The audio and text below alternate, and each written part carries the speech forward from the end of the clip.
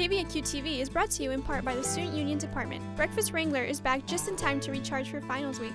The event will feature live music, games, DIY activities, prizes, and of course, free breakfast. The Breakfast Wrangler will take place from 10 a.m. to noon on May 6th on the Brownsville Student Union lawn, and at the same time, May 7th on the Edinburgh Chapel lawn. More information is available on VLink.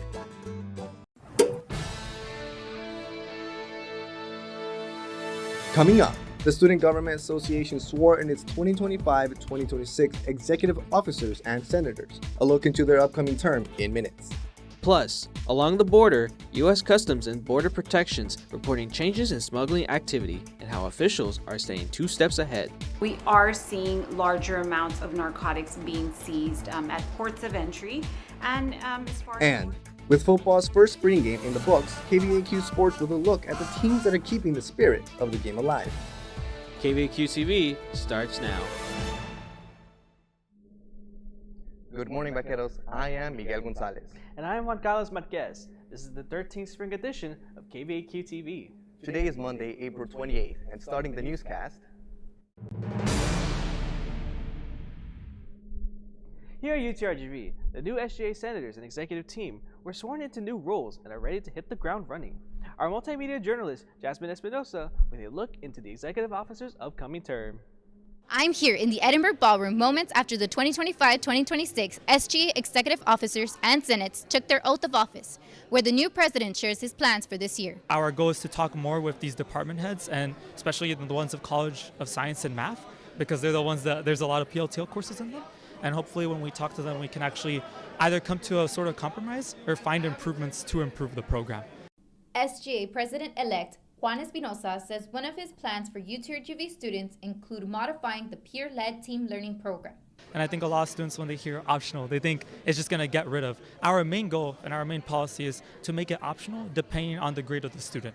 Obviously, that we would have to work with the colleges to see whether they want it to be a B or an A, but that's our ideal situation. SGA External Vice President-elect Ian Alfaro says diversity and unity played a major role in his team's success during the election. Everyone in my team, when we ran for campaign, we were all very diverse.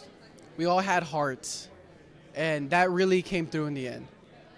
All of our teams, we came from different, whether it was different majors, different studies, whatever it was, we had that diversity, and we all had the same goal in mind and the same heart. So that really came through in the end. English junior Adelie Garza says she looks forward to the plans the 2025-2026 SGA has for the UTRGV student organization. I hear they're going to bring a lot of opportunities for the clubs that are involved, and I'm looking forward to seeing how that changes a lot of the funding for it.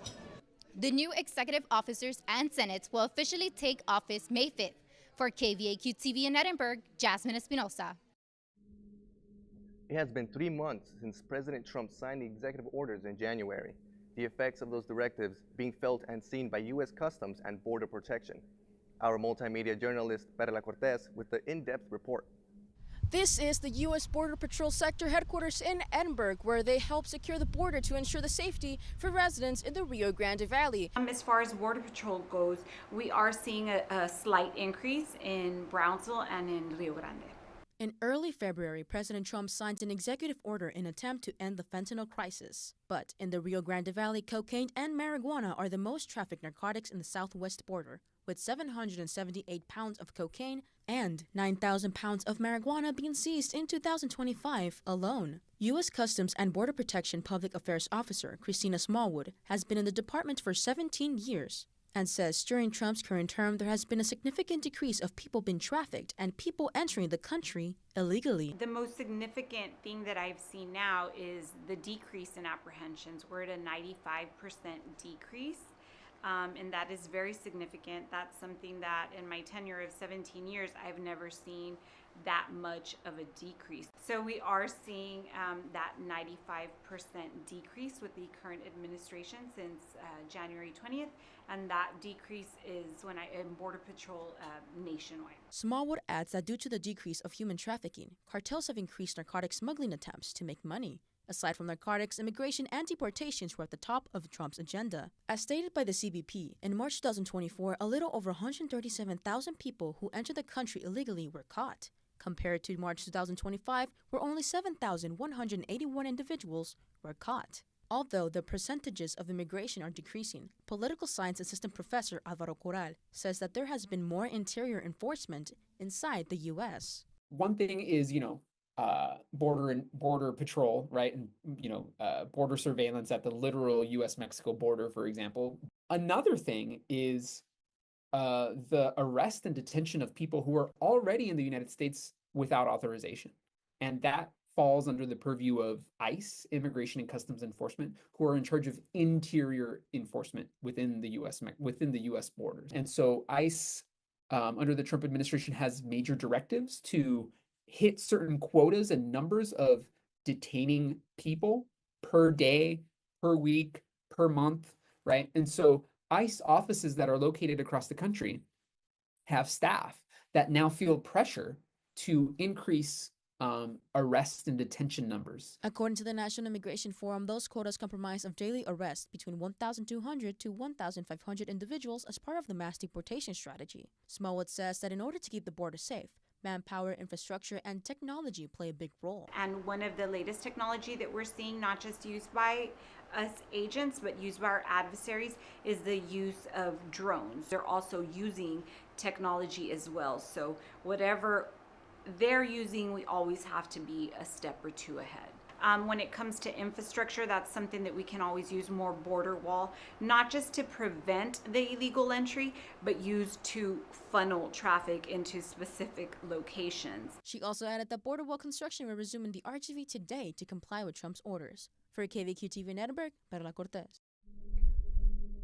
And speaking of security, numerous police departments in Hidalgo County teamed up to speak on community safety and ways to prevent auto theft.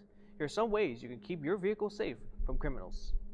Snacks, games, and steering wheel locks. Just a small part of an effort to make Hidalgo County safer. Edinburgh Police Department Officer Ariel Benedict says Project 365 focuses on the most common issues in the county. This year's topic, auto theft and burglary prevention. Benedict says stolen vehicles in Edinburgh is not uncommon and can happen quickly. She adds most of the time these vehicles are taken to Mexico. So even if we find the suspect, cars are already across the border. So it's really important that we lock our cars, park them in garages if we have that option. Benedict says the lock deters criminals who are not willing to go through the trouble of removing it from the wheel. These criminals move on to easier targets, cars without steering wheel locks, or push-to-start vehicles. There's advanced devices out there that criminals do get their hands on, and what that does is it sends a signal to the push-start vehicle. So all they have to do is just break the window, turn the signal, get an active signal, and the car will start with that device. The Auto Theft Task Force is comprised of 13 agencies such as Hidalgo County, Edinburgh PD, Weslaco PD, and Alamo PD. She encourages everyone to get insurance on their vehicle for auto theft. We've seen surveillance footage where it's middle of the night, 1 a.m, they'll break the window open, they'll get in, they're sitting in the car for not even a minute and a half, and then they're gone. Benedict says the common mistake people make when trying to prevent vehicle theft and burglary is staying uninformed about common crimes in their area. She says a common misconception about calling for help is that it has to be an emergency call, but that is not always the case. It's totally fine to hear something outside at 1 a.m. and decide to call the non-emergency line and say, hey, I heard something suspicious. I saw someone walking down the street. Can you please come and check it out? The non-emergency line for the Hidalgo County Sheriff's Office is 956-383-8114. For KVAQ-TV in Edinburgh, Miguel Gonzalez. Just after a man was arrested and charged with animal cruelty in Mission, one nonprofit is working to make pet care accessible and affordable. We warn you, the following story may be disturbing to some viewers. Multimedia journalist Victor Ortega with the details. In Texas, there are many gray areas on animal abuse laws. KVAQ-TV spoke with nonprofit animal welfare organizations to learn more. We see it all the time, every single day, people just mistreating animals. Animal abuse can range from the intentional killing, poisoning, or serious bodily injuring of an animal. like in the case of 20-year-old Ale Comares Pericueta, which resulted in a felony. Yaqui Animal Rescue Chief Operations Officer Rebecca Chavez says some cases can also be identified as a misdemeanor, such as negligence. That includes not providing enough resources to domesticated animals and livestock. Maybe you have the animal tethered illegally, and then it goes all the way up to a felony where the act is, a little bit more cruel in nature, where you see the worst of the worst. You can see bludgeoning, blunt trauma. Sometimes that includes stabbing, and the list goes on.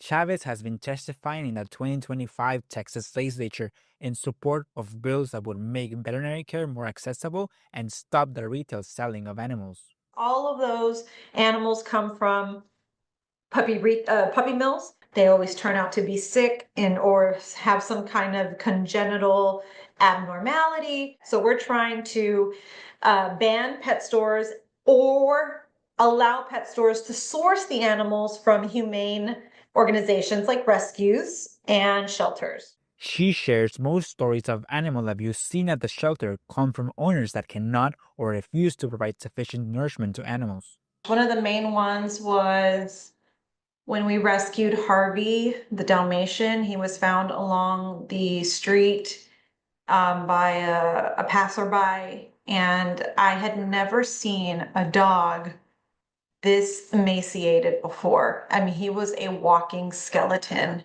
Harvey's owners were charged by the McAllen police with animal abuse for its life-threatening condition, but these charges were dismissed after releasing Harvey from their care. Harvey was taken to a vet after being rescued, and Chavez says he is now doing great. In a statement provided to KVAQ-TV by Best Friends Animal Society, the group advises to report to authorities any case of abuse directly to the appropriate authorities, be it city police or a local sheriff's office.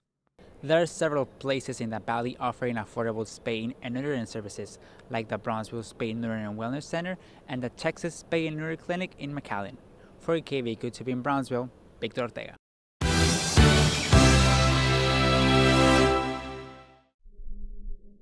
With each step and every note, the UTRGV Marching Band is bringing the heat to the upcoming game day experience. Our multimedia journalist, Desiree Villanueva, with the key to stage-worthy performances.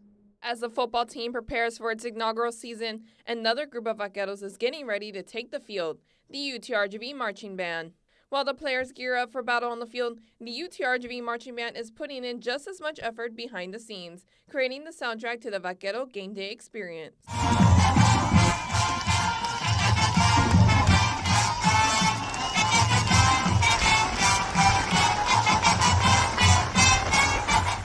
The sounds of drums, brass, and chants fill the morning air as marching band members gather to rehearse on the practice field. With water bottles in hand and instruments at ready, they march, play, and fine-tune routines designed to hype up the crowd and support the team. Marching band is a crucial aspect of the game day atmosphere. We're very excited about the collaboration with athletics and with the university as a whole to promote both football and marching band. Practices happen several times a week, often stretching into the evening hours. It's a physical demanding effort, not just playing music, but marching in sync, locking in precise formations, and keeping energy levels high throughout the game. And the marching band is not doing it alone. Alongside UTRGV drill team moving in perfect rhythm with the music. Together, they work to build performances that are not just heard, but felt. The drill team works at the closest with the marching band, and they very much, the rehearsals are to prepare for the games, but just to incorporate the memorization of the music, to learn the drill, to perfect as much as we can our performances for our audiences. Every count and every move is choreographed to maximize impact, giving the crowd a show worth cheering for. The foundation and establishment of many hopefully time-honored traditions as the years go by, because that's an important part of the game day atmosphere as well. Rehearsals become routines, and routines become tradition. As game day approaches, the energy only intensifies. Uniforms are prepped, formations are drilled, and the final touches are added to each performance. Whether it's in the stands or on the sidelines or at center field at halftime, the UTRGV marching band and drill team are ready to lead the charge one beat at a time. For KVAQ Sports, I'm Desiree Villanueva. Looks great. Thanks, Desiree. Looking forward to those performances. Thank you for joining us, Vaqueros. Watch us on VCast monitors and social media. I am Miguel Gonzalez. And I am Juan Carlos Marquez. This has been KVAQ-TV. Your campus. Your news.